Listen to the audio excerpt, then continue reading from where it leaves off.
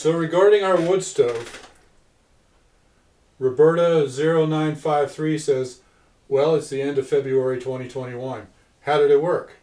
We have a small home as well. What was your lowest temperature? Okay, so let's talk about that.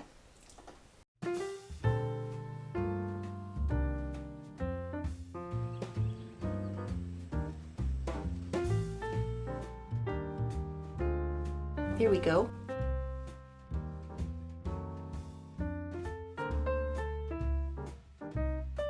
Yeah. Wow.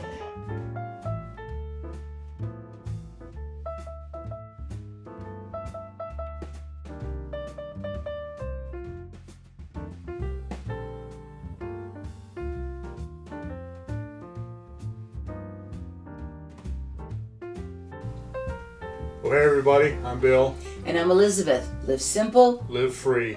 And we've actually got quite a few comments and questions about how our wood stove has been working for us this season, because this is our first season.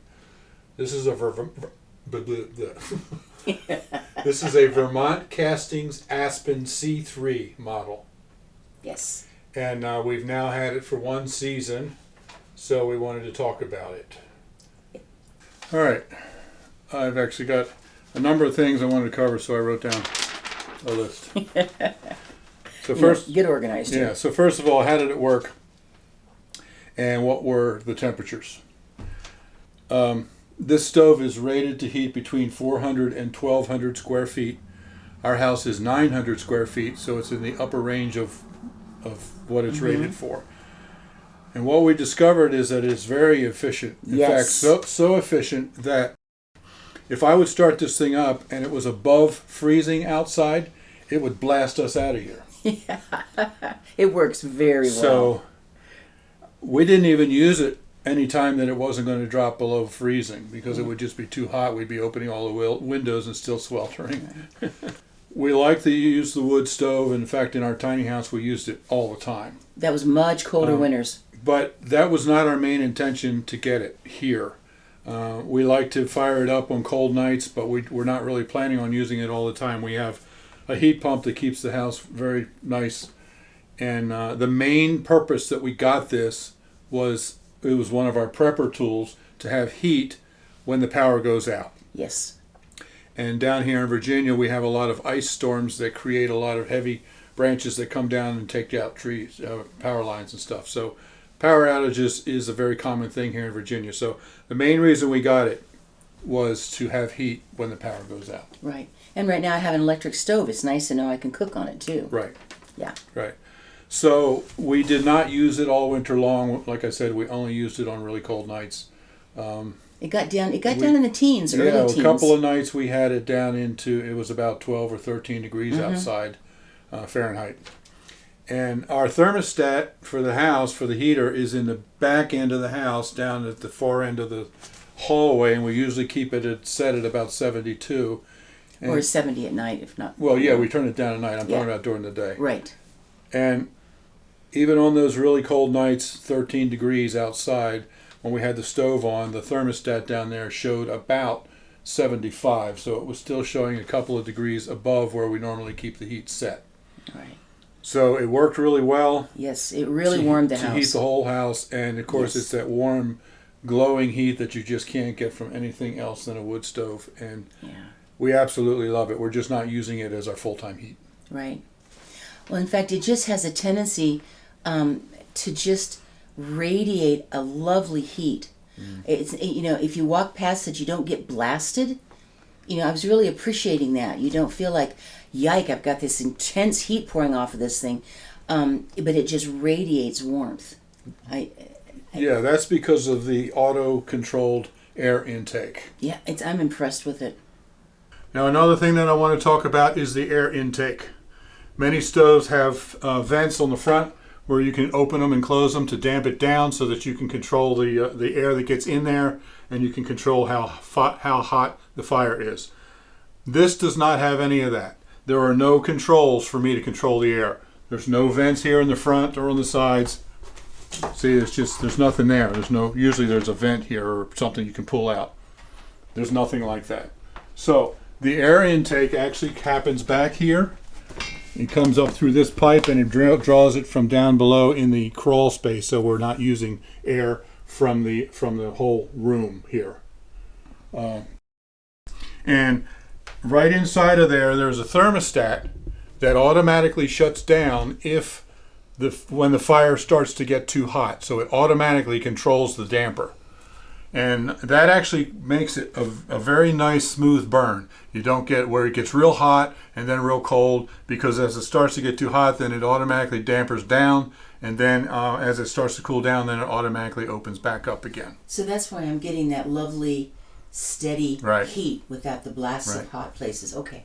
And several people ask, well, how can you have a thermostat when the power goes out? How does that work? It's not an electric thermostat.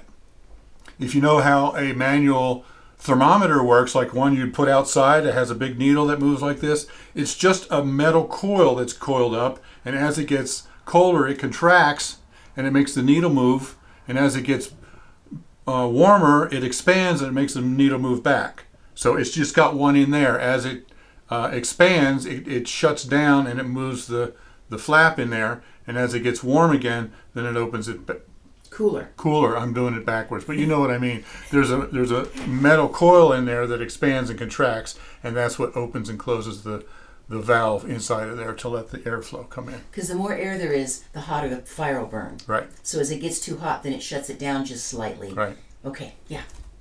So a number of people have asked me where I purchased it, and I guess they were wondering where they could get it. Right. And we actually just found a local Woodstove store, and we went in there and they had a display room. Oh yeah, a big Yeah. display room of all sorts of wood Where stoves. we could go in and look at a half a dozen different brands and all the different models, and we just walked around and we picked the one that was the best for us. Seemed like the best fit. So as far as, to tell you where you can get it, I don't know, because unless you live right in our town where we got it, Right. I'm sure you'd have to search online to find a dealer that carries the Vermont Castings wood stoves. Yeah, but if you just look it up, thered be some way to track it down. Track down information Sure. about somewhere around you that probably sells it. Sure, I'm just saying we just bought it from a local store. Right. So. And we looked online to find a wood stove store. Mm-hmm. Yep. And it had the cutest little country shop beside it, all full of things that I just loved looking at. And it smelled good. And yeah.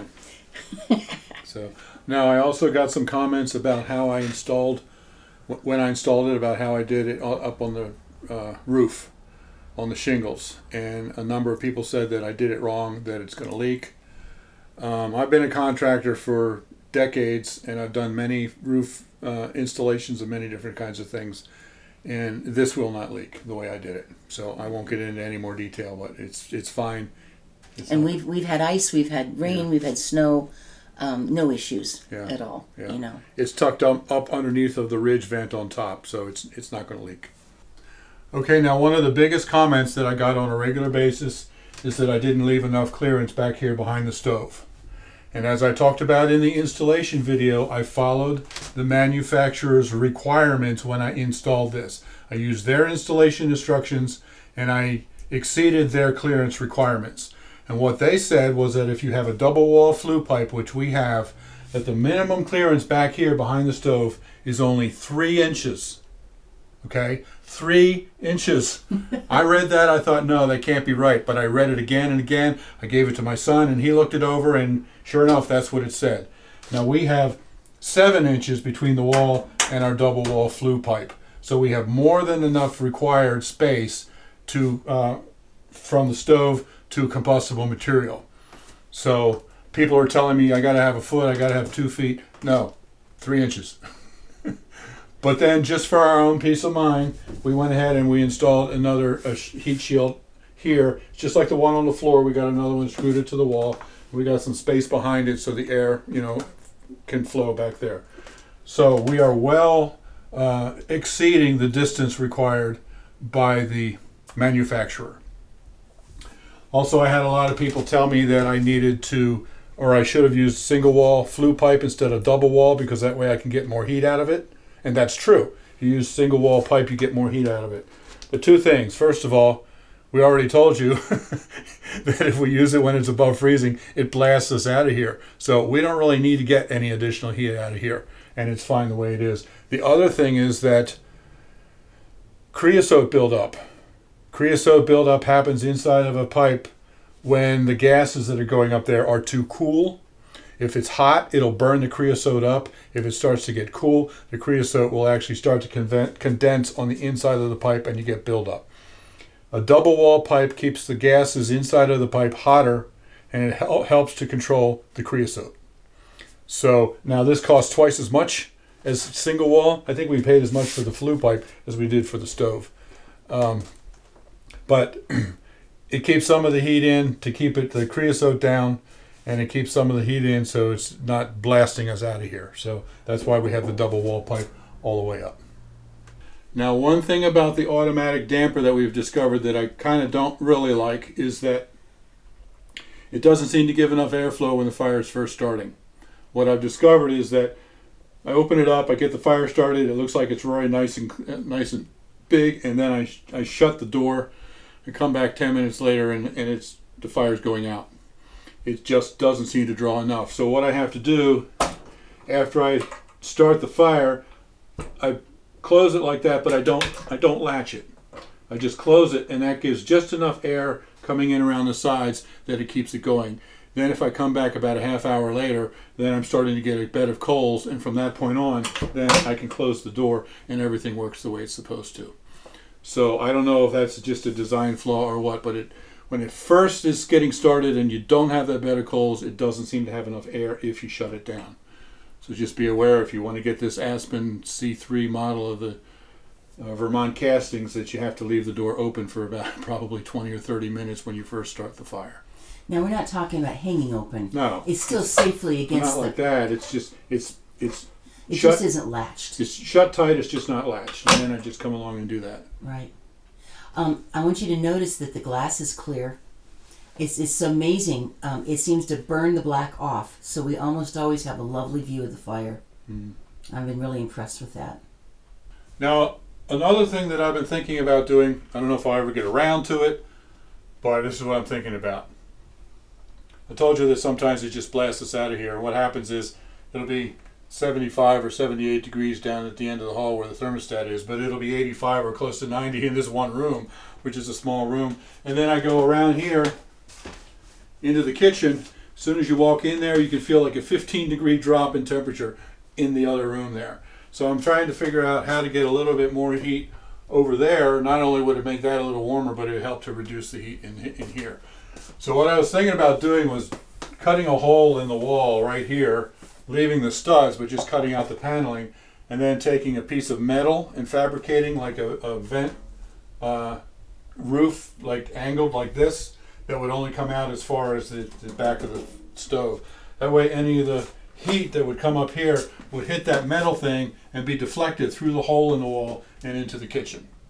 And that would heat the kitchen a lot better, and it would take some of the overheated air in this room and put it elsewhere in the house. Now, like I said, whether I ever get to that, I don't know, but that's an idea that I've got. Yeah, the kitchen doesn't get too cold. It's just cooler than it is in here. Right. Yeah. It's just instead of being 85 like it is in here, it's 72 in the kitchen, you know. Okay, we also have this little fan here. It's called an eco fan. And when I did the initial installation video of the stove, we've had this for a couple years. But when I did the installation of the stove, I did not put that there, so a lot of people suggested I should get one. We already have one, okay? And then I also had an awful lot of other people say that they've got one and it's completely worthless. For one thing, they said that it only lasted one season and then it burned out. We've had this for 4 seasons and it's still going strong. So as far as theirs burning out, I don't know what to tell you. All I know is ours is working. The other thing people said is that it just didn't blow any air. Well, it's not supposed to be a big, huge fan where you can stand in front of it and go, oh, feel that air. In fact, it doesn't even have a cage on the fan there. As it's spinning, you can put your finger in there and stop it. So it's not a high flow. It's just enough to kind of get the airflow moving a little bit. I think if you probably had something that was smoking and you put it underneath, you would see that the smoke would kind of blow this way, just gently. but I have it set so that it'll blow some of this heat down the hallway. Like I said, it's not going to stand back here and go, oh, I feel that air. It's just enough to kind of gently get the, like a ceiling fan in the summer that works, that's, you know, or in the winter, that moves real slow just to kind of keep the air circulating in the room. Yeah. That's all this is for. I think it creates air eddies. It gets the air. It's just, if we saw a picture that showed the air flowing, it would be moving more, and you'd get the cold and hot air circulating better. Right. Now this works. Now I actually did a review of this, and I will put a link, I guess, up here and also down below so you can see the review if you want. But the way it works is the base heats up, and then the fins up here keep the top part cool, and then there's a thermoelectric generator in there, and I don't know how the physics works, but it has to do with the difference between the heat here and the cool air that automatically generates electricity on this little generator, and it makes this turn probably about like that. Not real fast, probably about that fast. And it seems to work fine for what it is, and we like it. So we just leave it right there. Now I also had a number of people ask me about cleaning it, and cleaning it is really no big deal. I know some stoves have a tray, an ash tray underneath where you can just pull it out and the ashes have fallen down underneath. This one doesn't have anything like that. So I just need to take our nifty little shovel from our accessories kit there. Well, and I don't see how we could have an ashtray that would drop down because this has the brick, the heat mass. Yeah, it's just a difference in the design. Right. So then I just shovel it out. And as long as I'm careful with it, it doesn't make any kind of a mess at all. And if I do happen to spill some, it lands there or down there. Just a little hand vac is very easy to clean it up. So basically I clean it out every time before I'm going to start it.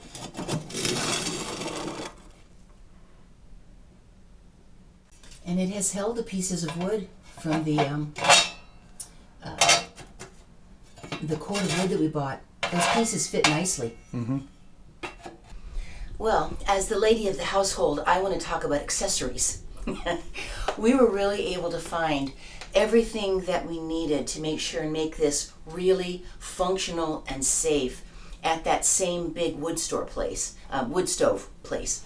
And so it felt very good to make sure that we had all the stuff to make sure we could do this properly, and we'd have the things that we needed.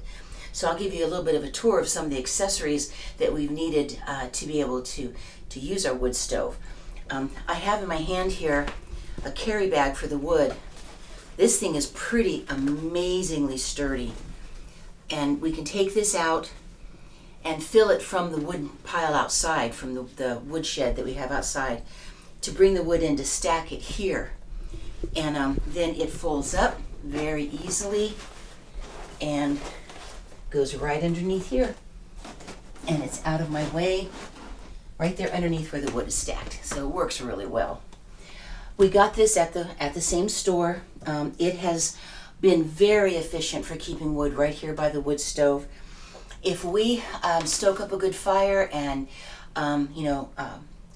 use it for like a whole day, and then stoke the fire up at night, this amount of wood here will give us 2 full days of burning. And then we have found that if a fire stoked it pretty well, then it'll give us about a good 6 hours of still having a good enough bed of coals that you can start the fire right back up again. So if for some reason I stoke it later, I'm more of a night owl and Bill's definitely a morning person. If I happen to be going to bed later and I stoke it and Bill's up early, a lot of times he can come out and just put the wood right into it. But if it goes more than 6 hours, or we sleep in or whatever, then you'll have to restart the fire. But it gives us a good 6 hours. So anyway, this is a couple of days worth that we can bring in and have right here ready to go. So one of my favorite things, I was able to get this pot. It opens, stays attached. And I bring in a pot holder and I just get this out of the way and then just fill it. And it is cast iron, very, very sturdy and heavy. But it's enameled inside and out. So not only do I keep water in there so that our humidity doesn't get too low when we're burning the wood, it helps to keep the humidity a little better in the house, but also there's perfectly good hot water in there if I want to make a cup of tea. So I went ahead and got a good pot. It's not going to hurt this to sit there when the fire's going, even if it doesn't have water in it. It's very heavy, sturdy cast iron, and the enameling makes it really nice to clean and use. I love it. Now we've had people wondering if we have actually cooked on it yet. And because I haven't had a time when I lost my electricity this year and needed to cook on it, I haven't really yet. It certainly heats water up with no trouble. I would think that it's got this beautiful little ring built right into the top here, and it's all very heavy cast iron. I would not think this would be difficult at all to cook on, especially if I use one of my cast iron pots or cast iron pans. It would heat up, and I think this thing would be very, very nice to work to be cooking on.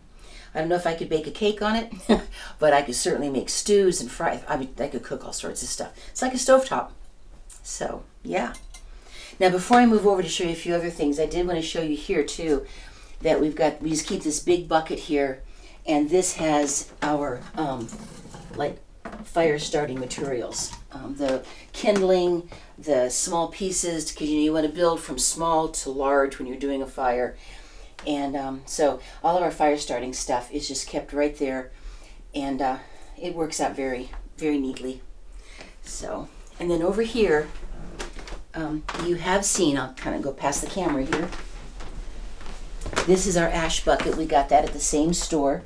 Very nice, sturdy metal, and you've got a lid on it. So we always put cold ashes in there, but that way we've got a good, safe, secure place to put the ashes and cover them.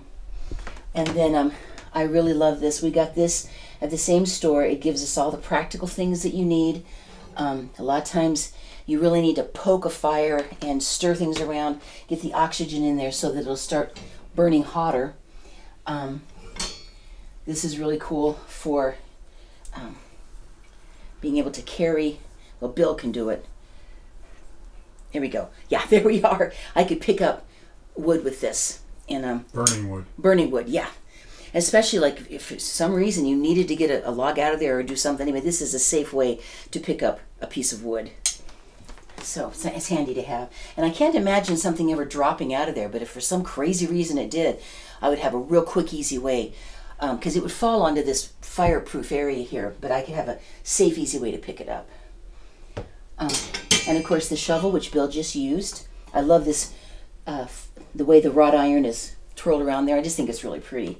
And then if you want to brush it out real well, got a good fireplace brush there. So we've been able to be set up to have the things that we need handy, ready to go here, so that even I can take care of the fire. I've got a bag for the wood. I can put it in there. I know how to build it. I can keep my kettle going. And so I was grateful to feel like we could get ourselves set up correctly so that this becomes very functional. So great store. I really liked it.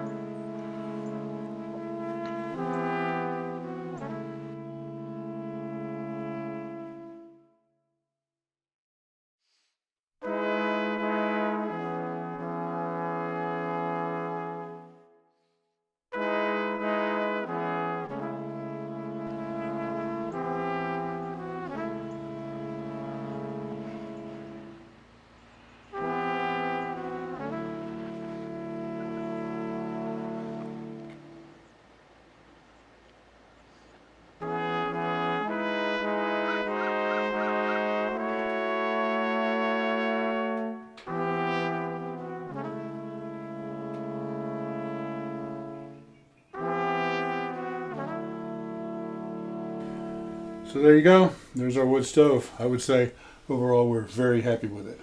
Yes, I think it's actually really nice looking and kind of sleek. It fits the room beautifully, and it's very nice and warm. Mm-hmm. I tell you, go ahead, hon. There are really just kind of two things that I'm not thrilled with about it. One is that I have to keep the door open until the air unlatched. yeah, until the air gets in there. And until the coals really, yeah. And then the other one, I can't remember.